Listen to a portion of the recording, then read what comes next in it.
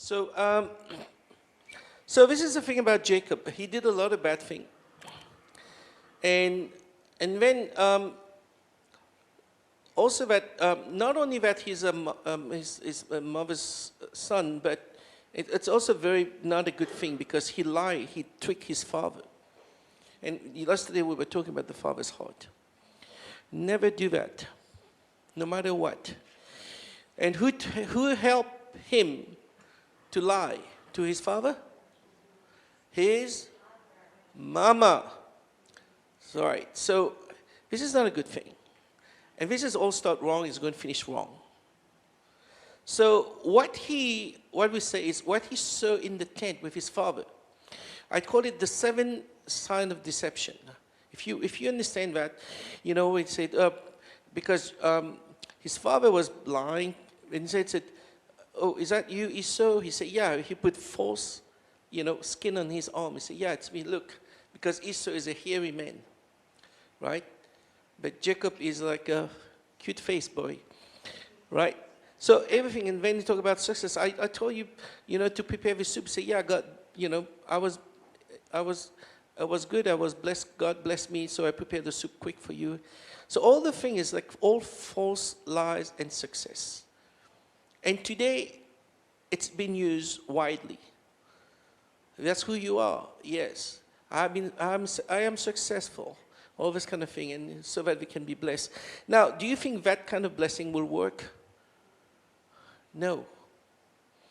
It works for a moment and a time, but it will not how God intended to be. So what he saw in the tent, he reaped it in the tent. What tent? The day he got married. Instead of having Rachel, he got...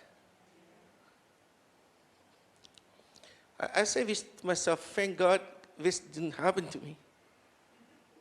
Because I'm married into a family, I have 7 daughters.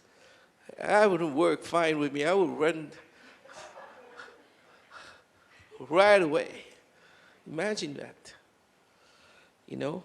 So, but because this guy's crazy. He has love. He loved Leah, so he worked. Altogether, 14 years for the 2 daughters. And even after that, something happened. He wanted to now trick his father-in-law, Laban, right? Now, Laban is a very smart guy too. He's not someone you can trick him. He's an Aramean. And long story short,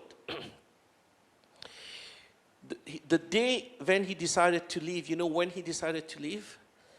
The father-in-law in the house and the whole clan, it's when Joseph was born. And that's a very key word. The day Joseph is born, suddenly it gave him sudden strength. And sometimes we need to watch out too, because sometimes when one of your child is born in the family, something that God used to trigger something in the house. So all the kids were born, 11 kids, but Joseph is number 11, right? And guess what? We decided, okay, you know what? It's time to move. So he deceived his father. But the father-in-law, Laban, God spoke to him. God said to him, do not say anything to Jacob. You remember that story? Don't even say a good thing or a bad thing. Just don't say nothing. So he did. He said, God spoke to me. He said, do not even say nothing to you. Just let you leave. So while he was leaving, guess what happened? One stole the father-in-law idol. Who is this? Rachel. And it makes his father-in-law angry. You took my daughter, you took my God away from me. That doesn't sit well. And all the spotted, speckled goat also is going with him. And God. So, and when they search, and Leah hide. So there's a thing that we have to learn. Things that we stole, we hide from the husband is not a good thing. Should not have been stolen. Why did she steal this? What do you think? Why did Rachel stole his father's idols? Anybody? Why would somebody steal somebody's idol? Money? Remember, this is important for the father, right? So not only that he stole I want you to see this. Not only that Jacob stole the blessing of his father, now the wife that he loved stole what is the most important thing for his father, is the blessing of the father. Both stole the most important thing from their fathers. Have you seen that? Hello? It won't go well. So the next thing, we go encounter, we met an angel. We say, this is a place of God. God wants to do something about it. So when he met Esau and all this kind of thing, and then he started to realize nothing good. He needs to come clean, and he's wrestling with God. So the title of his message has to wrestling with God. All these things are happening. Some of the things you don't know in your family, who stole what's wrong has been done, it's been hiding. Fathers or mothers, grandfather or grandmother, and it will carry on to your life. But you need to come to a place where you need to know how to ask God, say, God, I need you to bless me. If you don't bless me, I will not let you go. And the thing is about this is, and the angel said, you wrestle with God and you win. But then that he twisted his socket, he started to limp from that day. And that story about Jacob, it's very similar to what my brother went through. He stole our inheritance. He stole my inheritance, stole my other brother's inheritance, ran away to Australia. Next thing you know, he had the surgery, he started to limp. They have to cut his side all the way from here, left to right, and start limping. You can't hide that. So there's something about this is not good. And now I want you to see the breakthrough. Even God blessed him, right, and changed his name, right, from Jacob to Israel. Now, in that day, on that moment, it doesn't mean a lot. Like, okay, I changed your name from Daniel into what do you want to call him? Billy. Right. So it doesn't mean anything. So to him, it's like, okay, maybe I prefer Jacob. Jacob sounds better than Israel. He didn't know what it means. Right? But you find out later, out of the whole thing, God has a plan, but it just don't happen in his lifetime.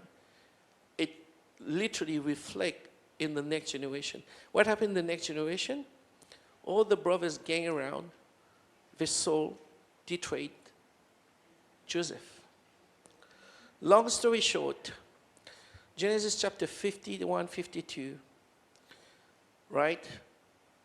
Joseph tests his brothers, right?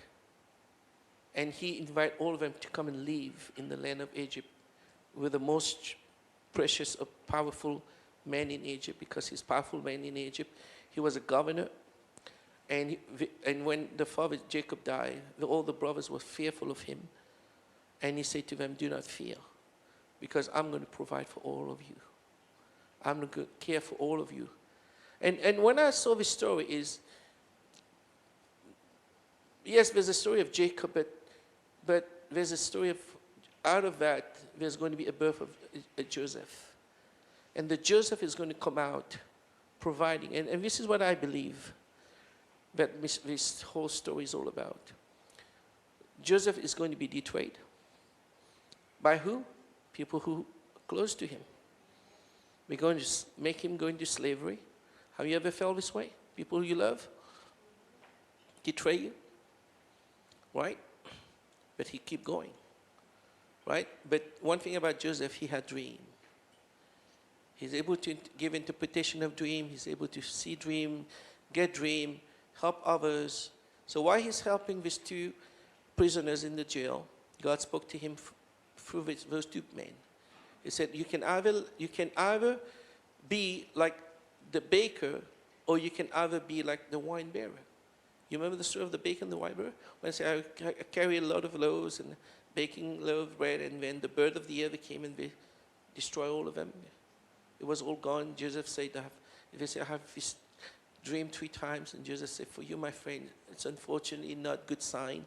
You will not survive. So what's the story of the wine?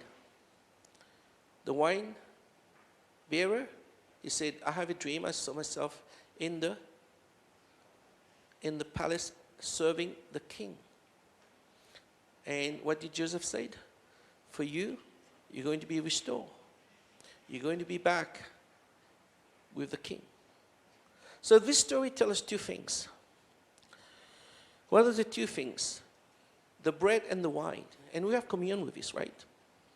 Hello? One thing about the communion, we will talk about unleavened bread. Why unleavened bread? Because leavened bread has yeast. So this baker is talking about the yeast. What is the yeast? Pride. The pride of life, it will kill you. And Joseph suddenly, he gave interpretation. He understands, if I live like this, there's no future for me. But when he looked at the wine, what's a wine? Wine also have yeast. Some of you think about beer right now. Is that wine has yeast? Yeah. Yeah. Fermented wine. Have you fermented wine? So the wine is something that it's also mentioned something. The older the wine, the better it is. I mean, you know that, right? But it's preserved. So God is speaking to Joseph with his 2 men, said, which one are you going to choose? Are you going to choose the bread, or are you going to choose the wine? Right? And what did the Bible say? That unless we renew ourselves, unless we have a new wineskin, we cannot have new wine. So this is about all renewing ourselves, having new wineskin. So God poured out his Spirit upon us. And this is actually the Joseph mantle, the Joseph anointing that's coming into our life. Now, most of us right now, we say, God bless me, bless me, bless me. But only that God, he wants to bless us, but he also wants you to bless others. Not just for you to be blessed, not for you to have 10 Tesla on your driveway and 2 Mercedes, 1 Rolls Royce, 1 Benz, 1 whatever it is. Right? 1 Ferrari, a dozen of Porsche, 2 Cadillac X3. Anyway, so I don't know what the ladies want. Right.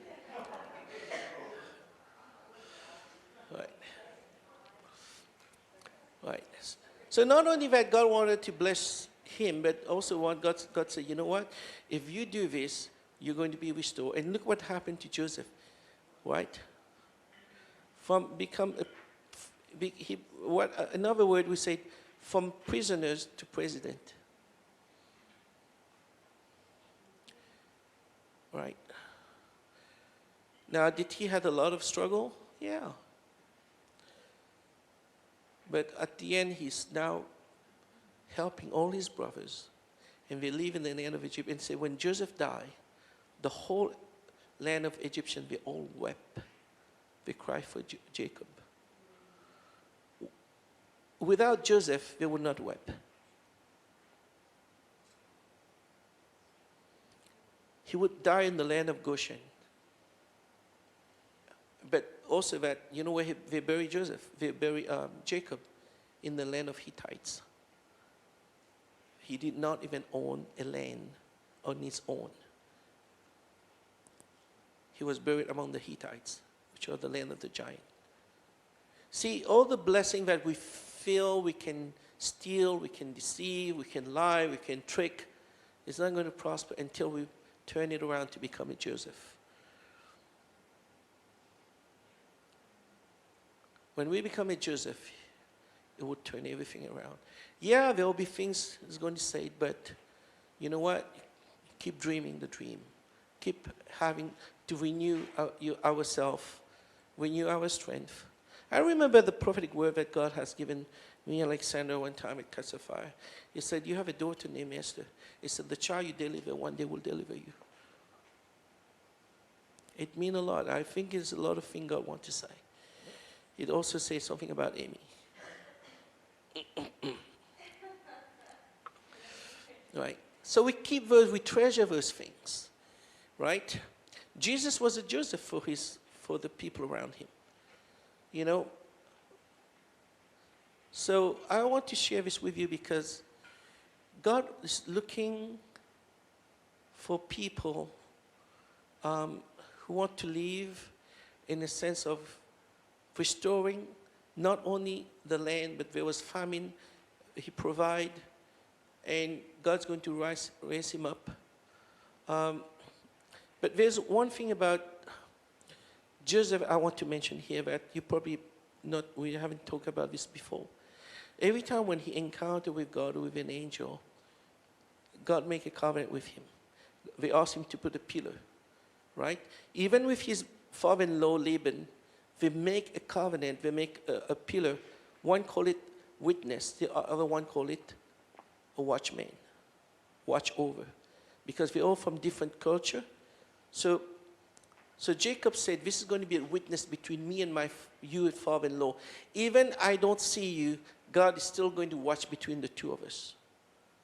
It's a very interesting way to understand how to depart in a godly way. And depart well. God speak to the father-in-law and speak to him. And Joseph called it a witness. Let there be a witness. But the father called it, let this be a watch over the two of us. A witness and a watching. You know, things sometimes happen when we have to move, but things have to happen also when we move. God watching over us and do it in the right way. Right? So, how many of you, don't, okay, I'm running, my mind is running too fast, too quick right now. Excuse me. First we want to say, okay, how many want to be a Jacob right now? How many of you feel like, God, if you bless me, I want to bless others? I want to see others as well. You know, the thing they've done to me, it's all right. Because Joseph said to his brother, said, it's not you who put me here. God put me in that place. You have to understand that. God did it. In the place of weakness, you are strong. So if you can recognize some of the things that God is doing in your life, good or bad, you know that God put you there for a reason, a purpose. Right? I was sharing with all the men earlier, and I can tell them some of the story. I'll share a little bit, and I said, you know, and then Al said, no, you better hear. I thought, okay. Right? So there's a Joseph. If you know a Joseph, help him, support him, pray for him, lift his hands up. But don't go against him, because one day you never know. All right? And Joseph don't have to be fearful. And Joseph was able to forgive. Forgive and forgive and forgive. Love his father. And what the father believed about him was a lie. If you think Joseph is dead, sometimes your father thinks, oh, you're dead. But you're still alive. You know what I'm saying? It's like, oh, this guy's, you know, in my eyes, you're dead. That's not a good thing. Have I been told that? Yeah. But don't do that. Don't kill your Joseph. You know, because he's the one who's going to help. So God wants to help us, right? So why don't we stand and we're going to pray.